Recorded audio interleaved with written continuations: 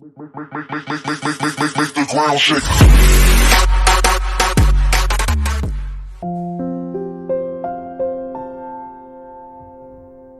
Well, I've said many times that if you get to be 65 or 70 and later, and the people that you want to have love you actually do love you, you're a success. I've never seen anybody that reaches that age. I mean, I'm not talking about somebody that's in extreme poverty or pain or something, but I've never seen anybody that, if they have a lot of people that love them, that is other than happy. And I've seen some very, very wealthy people that they give testimonial dinners to and name schools after and everything. Nobody loves them, you know. Their own kids would say, he's in the attic, you know. Okay.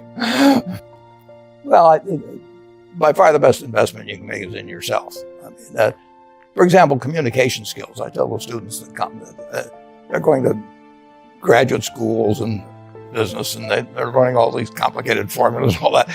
If they just learn to communicate better, both in writing and in person, they increase their value at least 50%. You know, I mean, if you can't communicate, somebody says, you know, it's like winking at a girl in the dark. Nothing happens, you know, basically. And you have to be able to get forth your ideas, and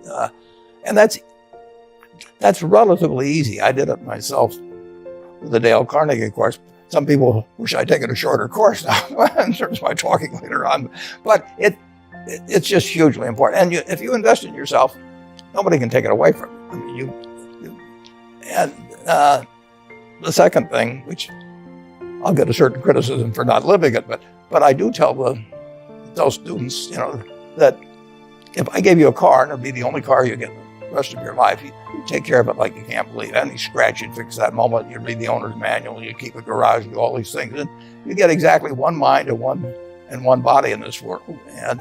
And you can't start taking care of it when you're 50. By that time, you'll have rusted out if you haven't done anything. So you should really make sure that you just remember that you just got one mind and body to get through life with and to do the most of it. Well, life advice is, you know, the most important thing, aside from the things I've talked about already, is really who you associate with. You want to associate with people that are better than you are. I mean, basically, you'll go in the direction of the people that you associate with, and you want to have the right heroes. You want people, if you want to emulate somebody, you better pick very carefully who you want to emulate.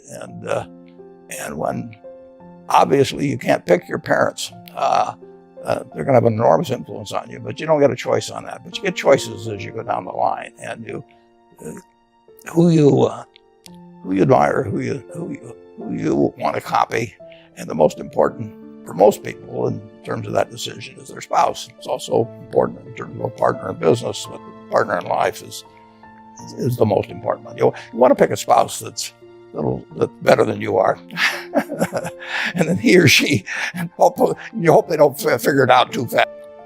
Well, they try to, they just don't realize that all you have to do is just buy a cross-section of America and then never listen to people like me or read the papers or do anything subsequently.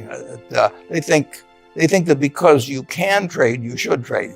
You buy a farm, you buy an apartment house, you can't resell it tomorrow, and you know the cost of moving around. Or now you get something handed to you, liquidity, you know, which is instant. You can sell, and the cost of doing it are pennies, you know, compared to other kinds of investment activity. So because they can so easily move around, they do move around, and moving around is not smarter than investing.